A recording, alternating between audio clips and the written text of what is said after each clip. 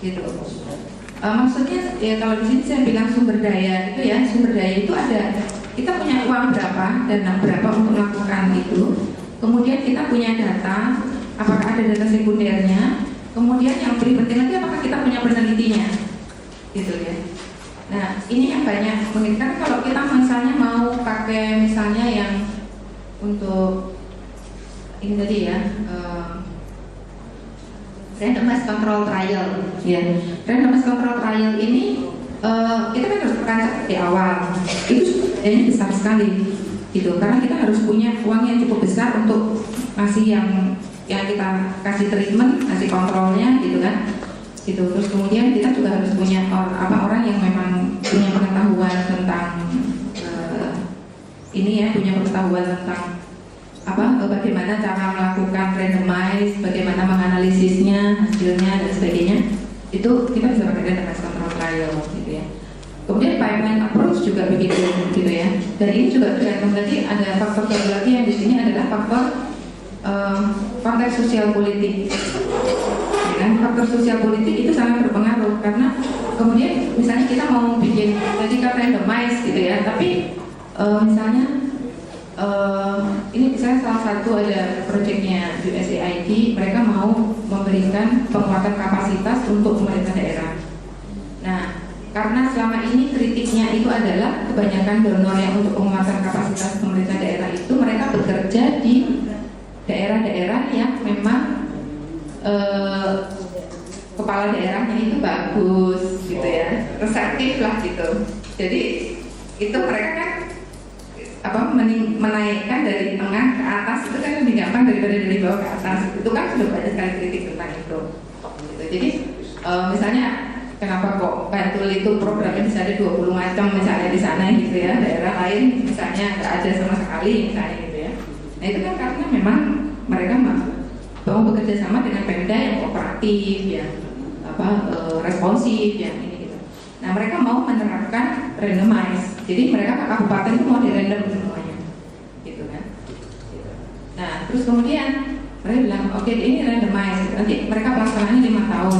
Terus mereka bilang lagi, oke, nanti ini kalau ini sosial politiknya gimana gitu. Mereka pertama mengeliminasi karena mereka mengeliminasi daerah konflik. Jadi daerah konflik dieliminasi semua, itu nggak bisa artinya beda. Terus kemudian mereka bilang ini daerah yang tahun ini pilkada, gitu ya, yang pilkada dipinggirin lagi, gitu kan. Terus saya bilang, ini randomnya di mana, gitu kan? Iya kan? Kan itu justru kalau mereka mau mengelompok-kelompokkan, mereka bikin strategi random, gitu kan? Kalau mereka random murni, saya udah dipilah-pilah. Nah, udah ada dilakukan itu 2 kali kan, maksudnya udah dipilah daerah yang saat tahun itu dan tahun depannya pilkada enggak, daerah konflik tidak. Mereka akan merandom daerah yang memang mungkinlah aman dan tidak ada pilkada. Ya udahlah itu mungkin.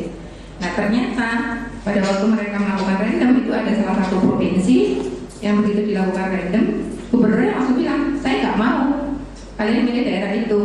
Kalau mau kerja di daerah sini, kalian harus pilih daerah ini. Nggak bisa kan?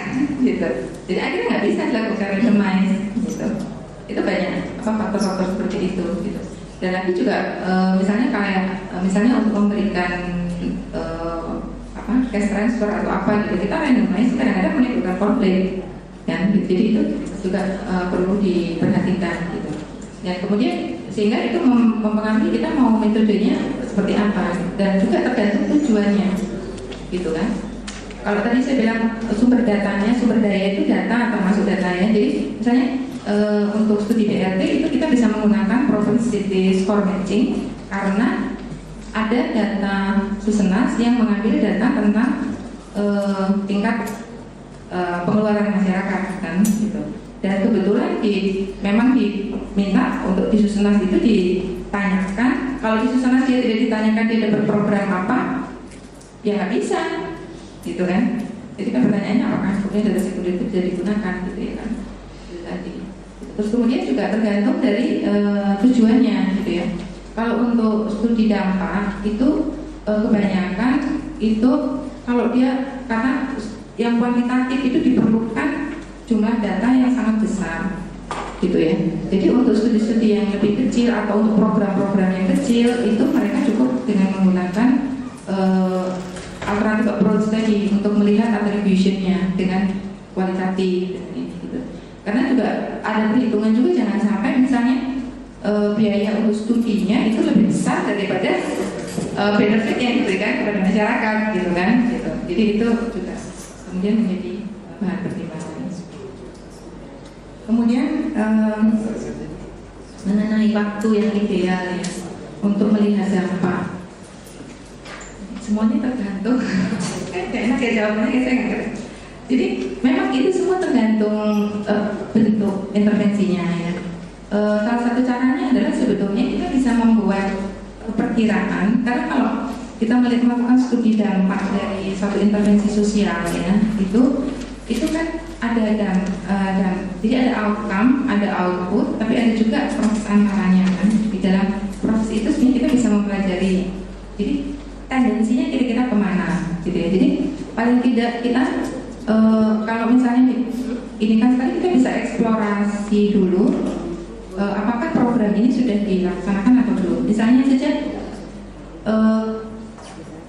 kita pernah waktu itu akan diminta untuk melakukan evaluasi dari dampak program nutrisi gitu ya. Nah program nutrisi itu kalau dari proyek dokumennya itu dilakukan 2007. Nah kalau 2010 itu kan dia sudah bisa dilihat kan dampaknya seperti apa gitu, dari proyek dokumennya. Nah waktu kita kemudian menjajaki itu, kemudian ternyata 2007 itu baru dokumennya ditandatangani. Terus kemudian 2008 itu mereka baru bikin tim. 2009 jadi pada waktu 2010 itu mereka baru mulai pelaksanaan betul di lapangannya gitu kan. Apa yang mau dilihat gitu kan.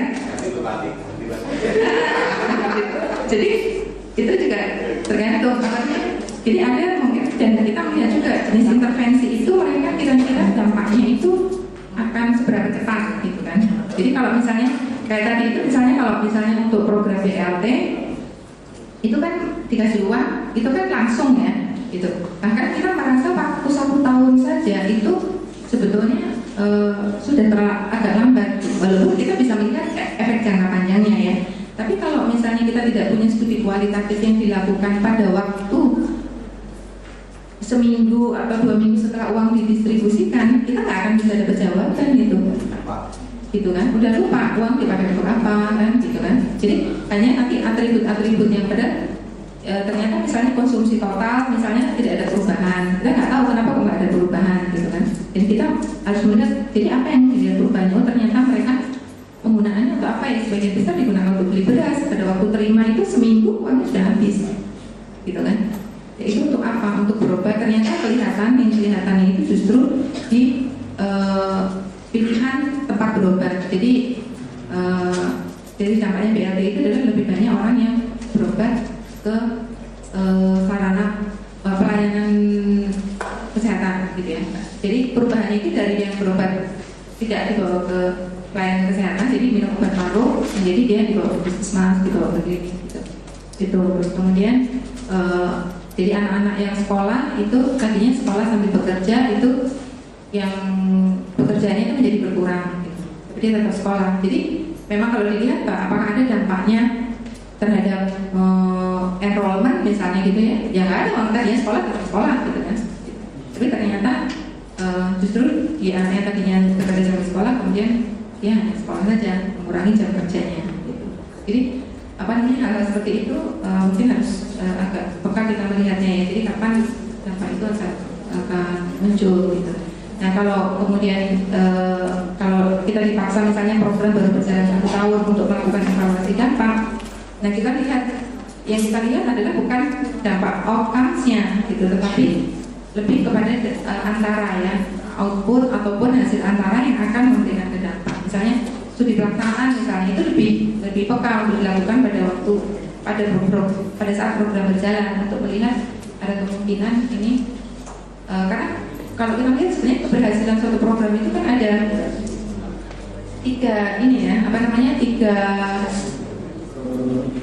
tiga klaster gitu ya. Jadi yang pertama itu kan kita ada desain ya.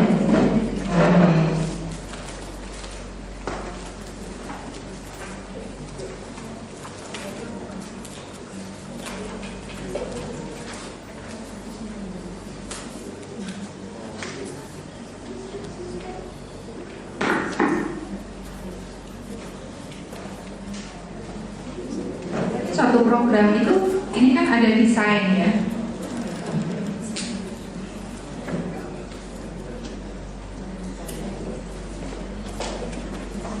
Kemudian ini ada, ini desain ini adalah di sini ada juklaknya, juknis gitu kan.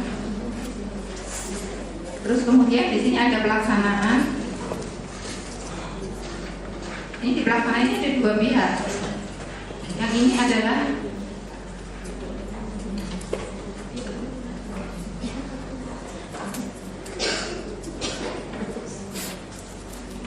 pelaksana,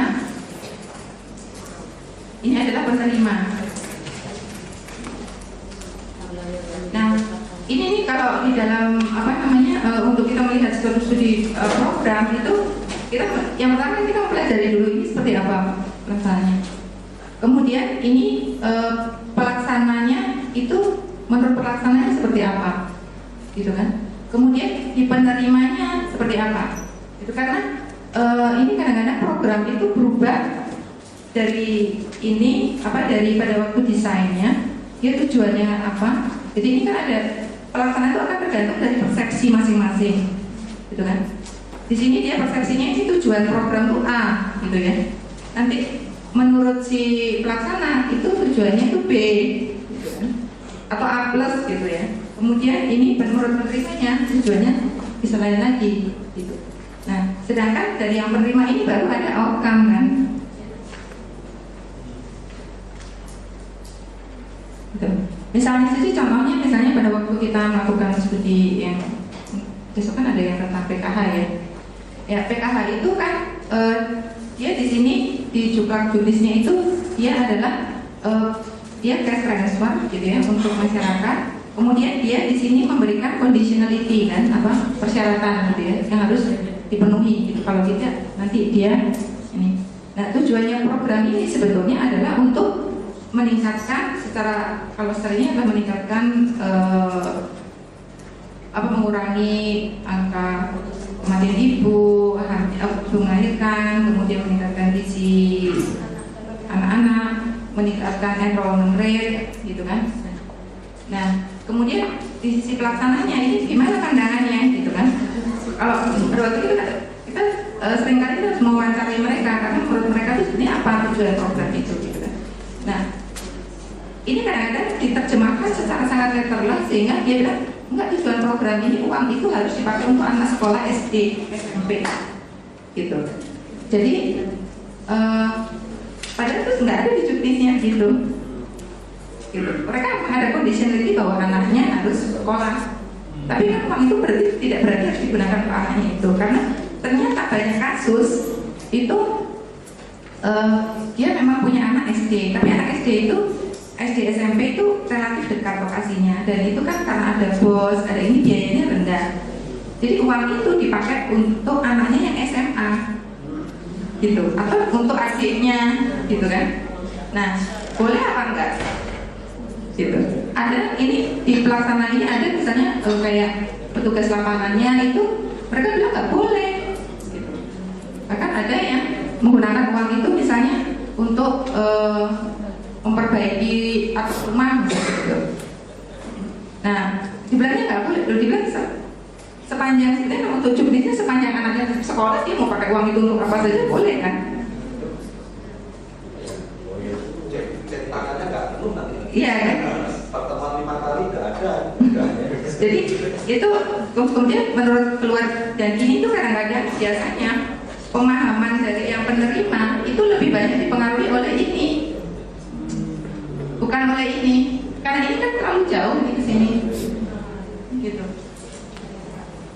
Jadi kalau misalnya apakah program ini untuk, karena kan apalagi kalau untuk program-program pemberdayaan ya, gitu kan, Misalnya salah satu keluhan teman-teman misalnya yang untuk PNPM misalnya ya, itu setelah dijadikan massal misalnya kan, itu pemberdayaannya di sini itu menurut mereka karena mereka dikejar waktu, ya sudah pokoknya program infrastruktur itu tidak ada wujudnya gitu kan. Tapi kemudian dari pertemuannya, fasilitasi pemberdayaannya segala itu terabaikan.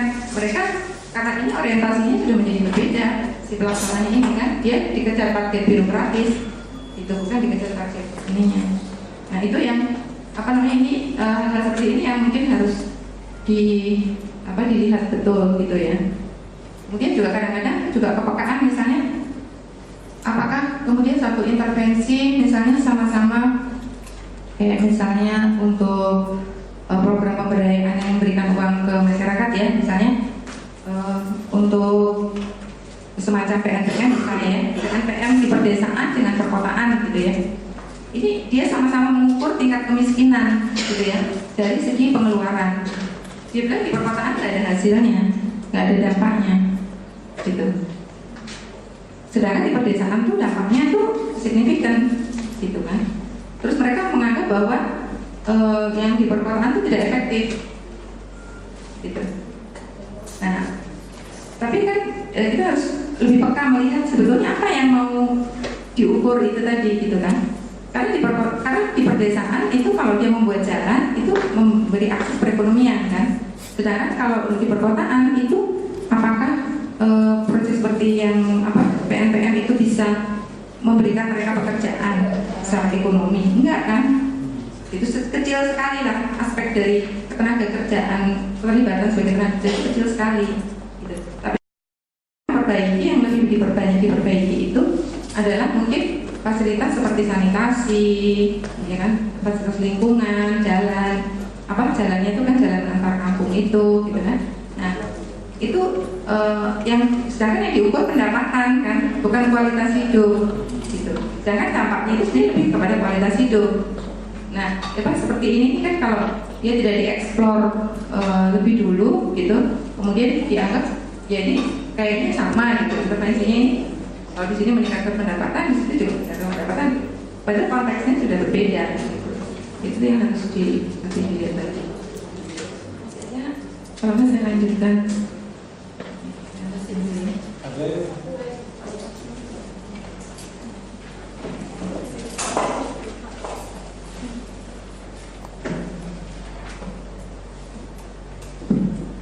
Ada dua, saya sebetulnya dari Yayasan Terumbu Karang Indonesia.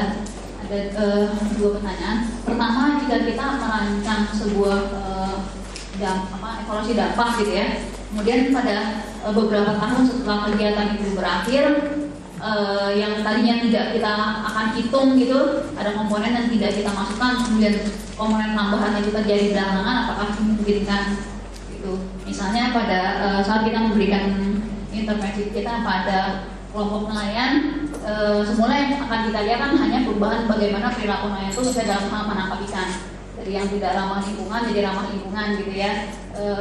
Kemudian dari pada saat perjalanannya pada akhir-akhir setelah implementasi itu ada cerita bahwa mereka punya ada dampak positif juga, misalnya penerimaan masyarakat terhadap sosial, mereka lebih diterima daripada dulu yang dulunya dibenci gitu kan, karena dia nggak pengusaha, sekarang tidak. Nah itu kan dulu tidak masuk dalam tidak masuk dalam rancangan penelitian. Nah sekarang dimungkinkankah itu masuk gitu. Pertanyaan kedua adalah, nah bagaimana kalau seandainya kelompoknya ini sangat spesifik dalam arti bahwa memang hanya kelompok ini yang diberi intervensi kegiatan karena kelompok lain sangat berbeda gitu. Nah dalam mengukur dampaknya itu pakai metode apa ya?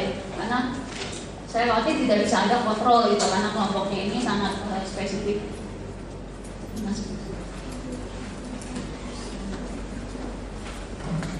Untuk yang pertama ya, kalau memang kadang-kadang kebanyakan khususnya untuk program-program NGO ini kan kadang-kadang dia evolving ya, berubah. Jadi sekarang misalnya programnya yang pertama itu ada dua kasus. Yang pertama adalah programnya yang berubah. Yang kedua itu sebenarnya programnya tidak berubah, tetapi ternyata dampaknya itu ada unanticipated effect gitu kan. Nah, kalau dalam kasus yang pertama itu kalau programnya itu kemudian berubah, itu kita sebetulnya bisa melihat itu sebagai dua macam intervensi yang berbeda. Gitu. Jadi pada waktu program akan dirubah itu kondisinya seperti apa, kemudian setelah program dirubah seperti apa. Jadi kita bisa justru membandingkan antara efektivitas intervensi yang pertama dengan intervensi yang kedua, gitu kan? Itu sebenarnya bisa begitu. Tapi kalau yang kasus kedua adalah dia ada dampak yang tadinya tidak diantisipasi, gitu kan?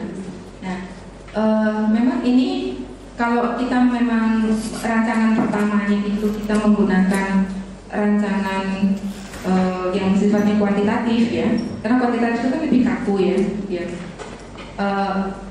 Kemudian di baseline kita kan sudah nggak ngambil data itu, otomatis yang belakangnya kita nggak bisa menangkap itu. Tetapi kalau kita menggunakan metode yang lebih kualitatif itu sebenarnya bisa dimasukkan, gitu. Dampak itu tetap ada, tetap bisa. Gitu. Nah, kalau kita misalnya menggabungkan pakai mixed method itu kita salah satu walaupun ini sebenarnya kalau teman-teman yang kuantitatif nih ya, itu menganggap bahwa ini validitasnya relatif rendah ya. Tapi kalau saya sendiri pribadi, pengalaman saya di beberapa penelitian itu sebetulnya menurut saya sih cukup reliable ya. Itu adalah dengan diskusi tren. Jadi kalau kita seperti tadi itu ya, misalnya kan waktu pertama itu kan yang dilihat hanya misalnya perilaku mereka, cara menangkap ikan misalnya gitu, tadinya pakai bom, kemudian berapa persen pakai bom, berapa persen tidak pakai bom gitu kan. Nah, tapi terus kemudian tentang value itu kan tidak masuk, itu nggak ada di baseline kan, gitu. Nah, tapi waktu program sudah berjalan, ada dilihat dari pengamatan kuantitatif bahwa ini ada perubahan value, gitu kan. Nah, bagaimana ini mengejarnya? Kita tahu value-nya dia pada waktu awal, gitu kan. Nah, kalau kita pakai participatory approach atau kualitatif, kita bisa bikin diskusi dengan mereka yang meminta mereka untuk mengevaluasi bagaimana sih sebetulnya value itu perubahannya. Karena masyarakat biasanya lebih tahu, gitu. Dan sebenarnya sekarang itu kan banyak metode yang jadi saya tadi belum, tapi kayaknya tadi belum ya. Jadi perbedaan antara pada waktu kita menganalisis ya, karena ada juga perbedaan antara pendekatan pengambilan data ya, collection methods, pendekatan approach.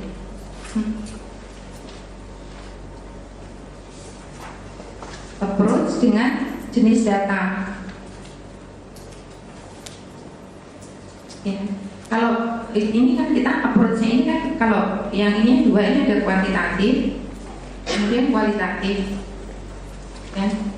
Nah kalau dulu itu kita menganggapnya bahwa yang kuantitatif ini kan semua datanya ini kan data numerik, ya kan? Yang ini datanya narasi, ya kan? Nah, padahal sekarang itu sudah banyak metode di mana ini sebetulnya bisa diinikan ke sini, gitu. Jadi banyak analisis yang pakai FGD atau pakai qualitative assessment, tetapi kemudian dia dinomorkan, gitu, di frekuensi atau dipakai ranking, gitu kan. Nah itu sebenarnya bisa dilakukan, gitu kan. Ininya bisa nggak strict begitu, sehingga itu bisa memungkinkan mereka untuk menangkap bagaimana ternyata ada anticipated effect yang muncul, gitu. Misalnya studi ini misalnya aja misalnya studi tentang konflik ya, gitu. Kadang-kadang program itu kan pada waktu dulu awal-awal program itu dirancang itu belum ada konflik consciousness ya. Jadi kesadaran kita bahwa suatu program itu bisa memicu konflik. Nah kemudian baru akhir-akhir ini kan isu itu banyak digembar-gemborkan nih. Gimana konfliknya, gimana konfliknya, gimana gendernya, gimana. Nah kemudian itu baru dimasukkan belakangan gitu. Nah itu tentunya ya harus digali lagi apakah kemudian ada data-data sekunder yang bisa digunakan untuk melihat data awalnya, gitu kan.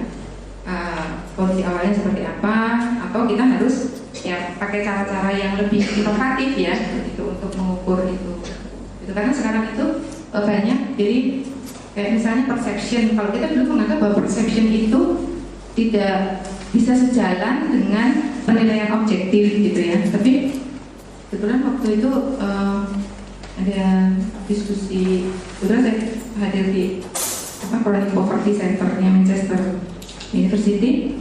Itu ada yang melakukan penelitian antar negara tentang ini GDP per kapita sama perceived welfare ya. Gitu. Jadi perceived welfare itu ternyata korelasinya besar. Jadi perceived welfare itu berkorelasi positif dengan GDP per kapita gitu. Jadi mereka memang merasa mungkin orang di negara ini. Jadi itu sebenarnya bisa digunakan untuk comparison kita. Makanya itu sekarang banyak peneliti-peneliti yang sebenarnya tadinya itu sangat kuantitatif gitu ya. Kemudian mereka mulai juga melihat bahwa cara yang lebih kualitatif itu sebetulnya juga sama validnya gitu ya. Jadi itu ya. Kemudian kalau untuk kelompok spesifik ya, di mana tidak ada yang lain gitu ya. Nah, otomatis kita memang harus menggunakan before after, nggak bisa pakai kontrol karena nggak ada kontrol yang sama kan gitu. Nah, tetapi masalah attribution-nya ini bisa tetap ada gitu. Karena kan di dalam kelompok spesifik itu misalnya kita katakanlah kelompok masyarakat Bajo yang tinggal di laut gitu ya. Itu kan nggak ada kontrolnya kan gitu ya. Nah, kita lihat sebenarnya bentuk intervensinya seperti apa. Yang pertama adalah semua masyarakat di situ mendapat intervensi itu, gitu kan? Yang kemungkinan pertama semua dapat intervensi itu, kemudian jadi kita menganggap bahwa intervensi itu mempengaruhi kehidupan mereka. Tapi apakah masyarakat itu hanya mendapatkan satu macam intervensi atau tidak? Ya kan? Ada kemungkinan program lain juga masuk. Ya kan, program lain lagi masuk. Kemudian selain program yang masuk, ada juga faktor lingkungan. Misalnya masyarakat itu kerjaannya menangkap ikan misalnya. Bagaimana fluktuasi harga ikan di pasaran misalnya. Nah, salah satu caranya untuk melihat attribution-nya ini adalah tadi efeknya secara kuantitatif itu kita ukur hanya berdasarkan tadi ya, karena ini keterbatasan metode kuantitatif itu hanya dia bisa melihat itu saja. Tapi kemudian attribution-nya mungkin kita bisa gali lebih dalam dengan melalui pendekatan kuantitatif. Kita tanya ke masyarakat gitu kan. Jadi kita misalnya diskusi sebab akibat gitu kan, apa yang menyebabkan mereka misalnya katakanlah kesejahteraan mereka meningkat, apa yang menyebabkan kesejahteraan mereka meningkat. Mereka akan menilai, oh ya kita mendapat bantuan dari ini, kita mendapat ini gitu kan, kita mendapat ini karena kesejahteraan kita meningkat karena sebetulnya bukan karena dikasih jaring, tetapi kombinasi antara dikasih jaring dan harga ikan naik misalnya gitu kan. Nah itu sehingga kita tahu bahwa memang secara kualitatif pendalaman kita adalah bahwa oh ini memang intervensi ini berhasil karena pada waktu yang bersamaan itu ada harga ikan naik. Dan kalau misalnya itu dicobakan di masyarakat terpencil lain yang seperti itu, kita sudah lihat apakah mereka juga ada pemahaman kita bahwa kemungkinan kegagalan program itu karena apa gitu kan, kalau kita menerapkan di daerah lain. Itu kemungkinan yang pertama. Kemungkinan yang kedua adalah bahwa kadang-kadang kita menganggap bahwa kita memberikan intervensi ke satu populasi, kita menganggap bahwa semua orang di situ akan dapat manfaat yang sama, gitu. Nah, padahal sebetulnya enggak, gitu. Karena, tapi ini membutuhkan pemahaman kita tentang bagaimana program itu dilaksanakan, gitu kan. Pemahaman kita terhadap konstruksi sosial di situ, bagaimana program itu dilaksanakan dan sebagainya. Karena di dalam satu komunitas itu kadang-kadang mereka berstrata, gitu. Nah, manfaat yang diterima oleh masing-masing strata itu bisa berbeda-beda, gitu. Nah, ada kemungkinan kalau misalnya saya nggak bisa ada ide contohnya ya, tapi ada kemungkinan bahwa misalnya ada perbedaan, karena memang kesejahteraan mereka sama, tetapi di dalam situ misalnya ada subklan lah, gitu ya. Misalnya ini keluarga ini keluarga itu, yang dapat itu keluarga ini tidak. Nah, sebetulnya kadang-kadang kontrol itu bisa kita dapatkan dari dalam komunitas itu sendiri. Itu dalam komunitas itu ternyata ada yang tidak mendapat manfaat program itu. Nah itu bisa kita jadikan Kalau misalnya kita bisa melihat kalau secara canggihnya ya, kalau kita misalnya bisa kontrolnya tidak betul-betul sama persis, kan kita bisa pakai analisis ganda tadi yang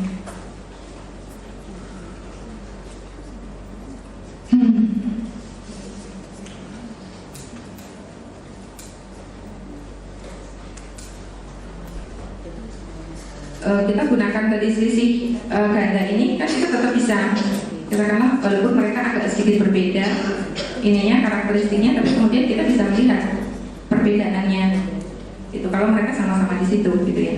Tapi start awalnya itu mungkin agak beda, jadi bisa diterapkan. Karena sekarang juga kadang-kadang kualitatif itu juga bisa di mix dalam artian banyak sekarang studi-studinya sifatnya kualitatif, tapi mereka juga maunya di random gitu ya. Jadi sehingga dia lebih representatif gitu ya. Gitu. Jadi sebenarnya ini juga kalau kita kemudian mencari padanan, walaupun kita studinya kualitatif, tapi kita mencari padanan keluarga yang hampir mirip, itu bisa juga nanti kita perbandingkan.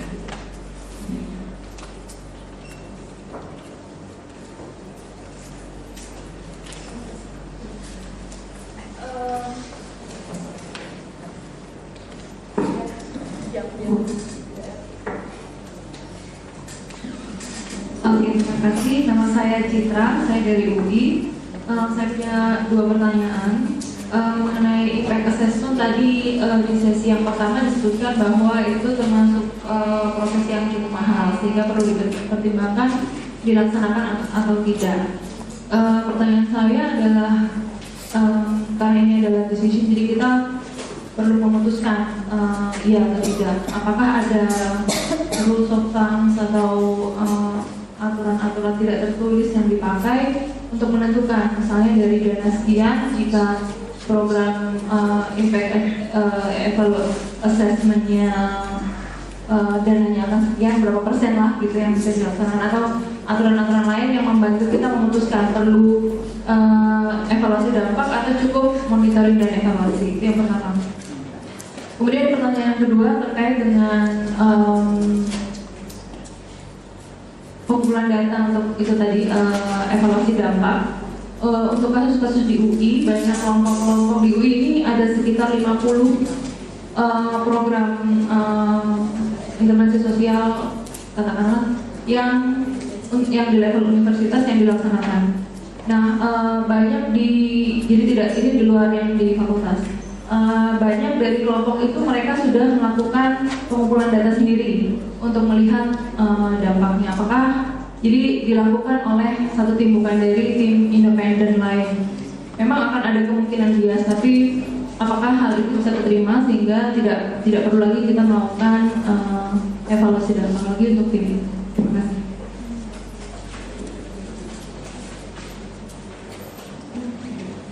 Oke, yang pertama impact assessment itu mahal.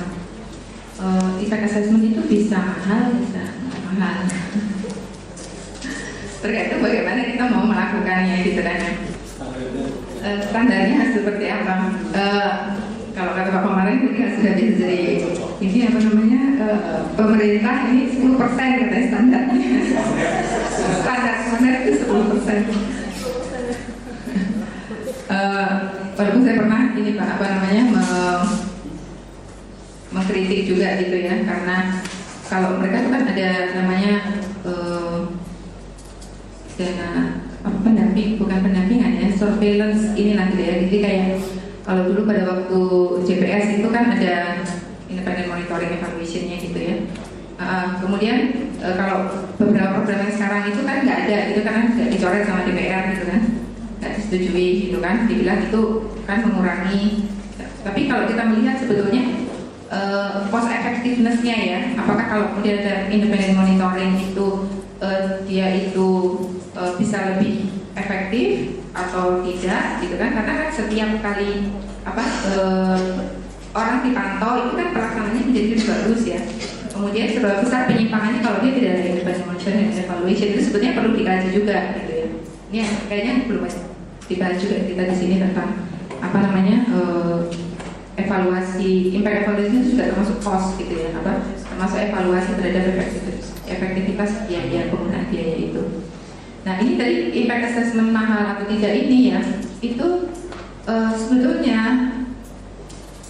tergantung. Yang pertama gini, kalau dia skalanya besar gitu ya, skalanya besar itu tentunya dia membutuhkan independent monitoring dan evaluasi yang bagus ya gitu ya, karena dan ini akan bisa diambilkan dari biaya itu. Tetapi seringkali itu independen monitoring dan evaluasi dampak itu menjadi mahal karena dia tidak dirancang dari awal gitu. Jadi karena sebetulnya banyak kalau itu dirancang dari awal itu sudah dijajaki dulu data sekunder apa yang bisa digunakan gitu kan, apa yang tersedia, apa yang sudah digunakan, jadi itu sudah dikumpulkan dari awal gitu ya, sehingga dia baseline sudah tersedia gitu. Kemudian kalau memang lebih baik dia itu adalah dilakukan oleh pihak yang independen, tapi independen itu tidak selalu berarti eksternal ya kan? Karena di dalam suatu proyek juga itu seringkali ada si pelaksana, ada yang bukan terlibat langsung dalam pelaksanaan gitu. Jadi ini juga bisa dilakukan. Jadi impact evaluation itu juga bisa dilakukan oleh yang dari dalam sendiri sebetulnya. Dan kalau data-data itu sudah tersedia itu bisa. Impact evaluation itu menjadi mahal kalau kemudian mereka harus melakukan survei yang cukup besar gitu ya. Nah itu kemudian dia menjadi mahal gitu kan, karena biaya surveinya itu yang mahal gitu. Itu yang kemudian apakah cukup bisa dengan monitoring dan evaluasi yang sistem monitoring dan evaluasi itu saja gitu kan? Sebetulnya bisa gitu, tetapi itu tadi seberapa independennya sistem monitoring dan evaluasinya itu gitu. Jadi kalau itu sudah dirancang dari awal, sebetulnya itu kan menjadi bagian dari dalam programnya gitu. Sekarang banyak juga metode-metode yang berusaha untuk melakukan impact evaluation, tapi kalau untuk program-program yang tidak terlalu besar, sebetulnya itu kan yang diperlukan justru impact evaluation itu untuk perbaikan program kan. Nah kalau untuk perbaikan program itu ada beberapa metode yang ya selain yang kuantitatif, mungkin kuantitatif ya bisa digunakan, tapi mungkin tidak terlalu penting-penting banget ya. Tetapi justru metode-metode yang kualitatif yang lebih perlu diinginkan, karena lebih pengen tahu prosesnya apa yang harus diperbaiki di dalam proses itu gitu. Jadi itu tadi metode seperti yang kualitatif yang untuk attribution itu sebetulnya bisa digunakan gitu kan, seperti general elimination method itu kan sebenarnya kali studi kasus kan, mungkin kita lihat keberhasilan yang berhasil seperti apa, yang tidak seperti apa, itu kan sebenarnya bisa. Kemudian causal analysis kita bisa lihat juga, sebetulnya ada juga kemarin tuh kami juga baru berusaha untuk belajar, ada yang kita metode namanya most significant change ya, ada juga itu metode itu kayaknya ada beberapa yang pakai itu ya, most significant change method itu sebenarnya itu juga bagian dari monitoring evaluation gitu ya, walaupun memang dia nggak bisa mengklaim itu studi dampak yang besar gitu ya kan, tapi itu memperlihatkan sebenarnya bagaimana dampak itu bisa muncul gitu. Tapi memang nggak akan bisa masuk di jurnal econometrics gitu kan. Walaupun sekarang sudah banyak jurnal-jurnal kualitatif juga yang cukup bagus ya gitu ya, yang banyak menggali hal seperti itu ya, seperti Vermeer dan sebagainya. Keren. Banyak bisa dilihat dari itu. Sebenarnya sebagian dari yang untuk merancang dan melaksanakan studi evaluasi dampak ini sebenarnya sudah dicakup, karena tadi kita sudah berdiskusi lebih ke sini ya. Seperti tadi bagaimana kita memilih metode gitu kan. Nah itu kita pertama itu kita melihat program itu sudah berjalan atau belum gitu kan. Kalau dilibatkan dari awal itu metode yang kita gunakan itu bisa kita pilih dengan lebih leluasa gitu kan. Kita bisa kita mau bikin randomize kita. Kalau program sudah berjalan kemudian ini minta dievaluasi, kita mau randomize nggak mungkin kan, programnya sudah berjalan gitu kan, gitu. Jadi itu kemudian nomor 9 pilihannya. Kemudian desain program itu kita harus melihat tujuan program itu apa, sasarannya siapa, skalanya seperti apa, jangka waktunya, siapa pelaksananya, itu juga akan menentukan metode apa yang akan kita pakai, gitu.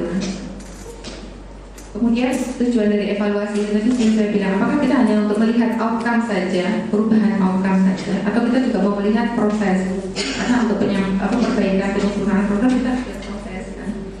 Gitu. Jadi kadang-kadang studi-studi kuantitatif yang besar itu kemudian dia hanya melihat outcome saja, gitu. Ditanya why-nya ada di situ. Gitu. Kalau sebetulnya dengan berbagai macam model-model itu mereka bisa bilang, oh kemungkinan seperti ini.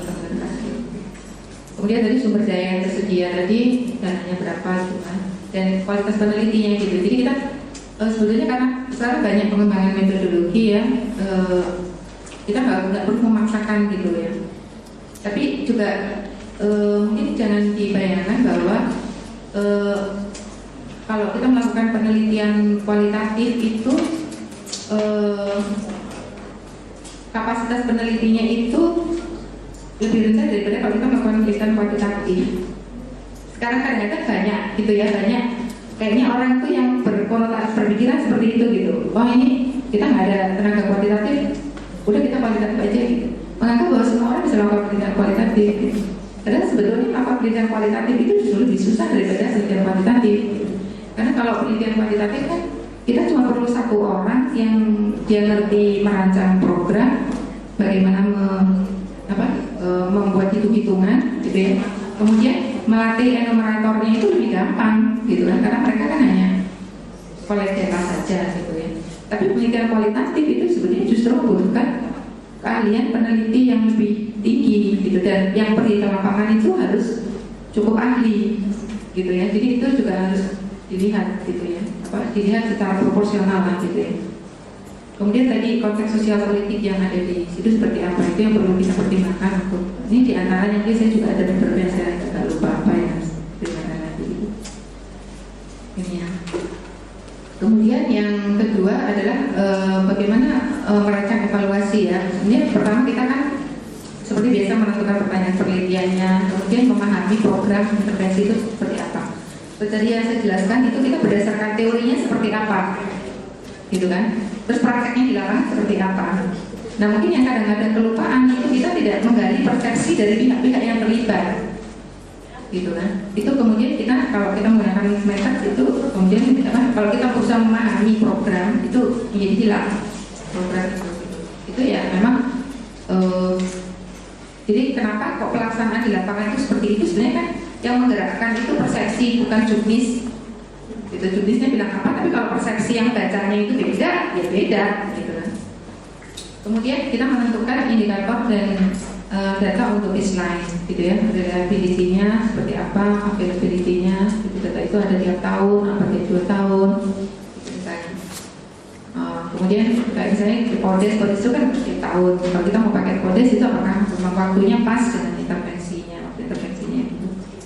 Kemudian merancang instrumen untuk mengumpulkan dan analisis data. Jenis datanya apa, dari sumber informasinya dari mana. Itu kadang-kadang kita juga berpikiran bahwa terutama data ada penelitian yang sulit ya, kayak misalnya kekerasan gitu ya. Itu kan sulit ya. Datanya itu sumber informasinya juga dari mana gitu ya. Cara teknik pengumpulan datanya mungkin kita harus pertimbangkan betul gitu kan. Kalau ditanya mungkin dia nggak menjawab gitu kan. Apakah dia validitas dari jawaban itu juga harus kita lihat. Kemudian kita analisisnya seperti apa? Itu tadi kan, apakah kalau kemudian data numerik itu datanya narasi itu akan kita analisis secara narasi, secara berdasarkan kualitatif saja. Misalnya kualitatif itu kan biasanya kita melihat alur proses, gitu ya, hubungan kausal, gitu ya, pemilahan, pengelolaan, gitu. Tapi apakah kemudian bisa juga pengelolaan itu kita transfer menjadi data numerik? Kemudian juga menyiapkan pelaksanaan pengumpulan data. Ini logistik dan quality assurance. Jadi logistiknya bagaimana kita mengumpulkan data itu, terutama kalau melibatkan survei ya, survei yang besar ini harus dipikirkan. Dan quality assurance dari data yang diambil itu. Bagaimana memastikan bahwa si pencacah itu betul-betul mencacah, gitu kan? Apakah pertanyaannya ada beberapa jenis, ada yang pertanyaan itu sangat standar. Ada beberapa studi yang dia pertanyaannya itu kalimatnya, kata-katanya sih tidak boleh dirubah.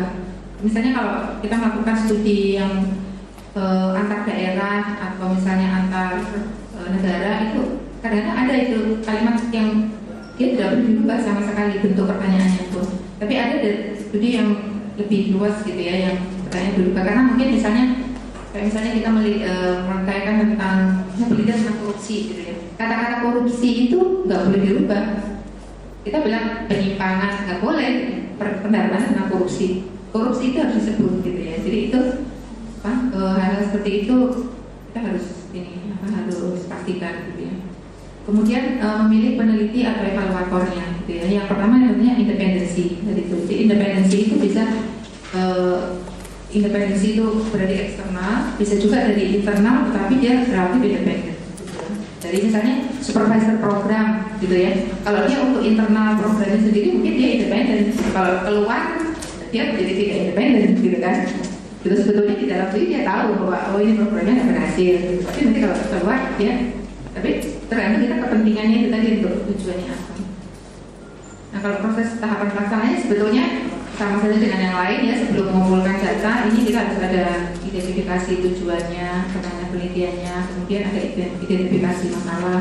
Kajian pustaka juga mungkin kajian pustaka itu juga untuk kita melihat bagaimana sih ahli-ahli yang lain itu melakukan evaluasi data. Kadang-kadang kita tidak terpikir, apalagi sekarang banyak inovasi-inovasi itu sekarang studi data itu cepat sekali ya perkembangannya gitu ya, dan inovasinya banyak sekali. Banyak juga kadang-kadang tuh sekarang misalnya waktu itu saya ditanya gitu, kamu melakukan evaluasi dampaknya itu berbasis hak apa enggak? Apa maksudnya gitu semuanya ya, apakah berbasis hak atau tidak gitu. Bingung tuh saya nggak ngerti itu. Nah ternyata itu jadi itu mereka itu ada right based approach to impact evaluation gitu. Itu ada ternyata gitu. Dan right based approach-nya itu adalah diantaranya itu seperti tadi, jadi itu harus dilihat itu tadi, jadi persepsi dari masing-masing orangnya itu. Terus kemudian jadi kalau dampak itu, kalau misalnya gini, right based approach itu termasuk kalau misalnya kalau pengumpulan data kuantitatif yang murni itu kan itu sudah berasumsi itu. Jadi misalnya manfaat program itu dianggap bermanfaat kalau pendidikannya meningkat, misalnya gitu. Itu dia tidak right based approach karena itu bottom up kan. Itu kan menurut penilaian kita, gitu kan. Kesejahteraan menurut penilaian kita yang menilai gitu ya, bukan menurut si beneficiary-nya gitu. Jadi kalau right based approach itu dia itu menanyakan ke beneficiary-nya apa yang kamu anggap sebagai manfaat dari program ini, apa yang kamu anggap sebagai kesejahteraan gitu kan. Kalau kita misalnya program meningkatkan kesejahteraan masyarakat gitu kan, terus kita akan bilang peningkatan pendapatan, peningkatan ini gitu kan, itu kan pendapat kita gitu kan. Masyarakatnya terima program belum tentu gitu kan. Terus jadi kita harus tanya dulu ke mereka, eksplorasi dulu gitu. Apa sih kesejahteraan menurut kalian? Gitu kan? Kesejahteraannya apa? Gitu kan? Kemudian itu yang aspek-aspek itu yang kemudian dimunculkan untuk digali kemudian apakah kemudian secara rata juga mereka misalnya tentang perasaan damai, misalnya gitu kan, kerukunan gitu kan. Dan mungkin khususnya untuk waktu itu kita punya penelitian untuk anak ya, gitu kan. Jadi kalau kita kan melihat bahwa anak itu kesejahteraannya kita ukur dari apakah dia berpartisipasi sekolah, apakah dia sehat, apakah dia ini gitu. Terus tapi kalau kita melakukan diskusi dengan anak, itu apa yang menurut mereka adalah sejahtera? Mereka sejahtera itu bahagia. Bahagianya itu apa? Gitu. Disayang oleh orang tuanya, gitu, menjadi juara kelas, gitu. Terus kemudian bisa pergi ke rumah neneknya, gitu apa? Itu, ya, jadi itu right based approach, gitu. Itu apa namanya? Kayak itunya banyak sekali lah. Kalau gitu apa namanya? Kalau di googling, Google juga banyak sekali ya kayak gitunya. Jadi itu antara asumsi dan pemahaman kita untuk knowledge itu yang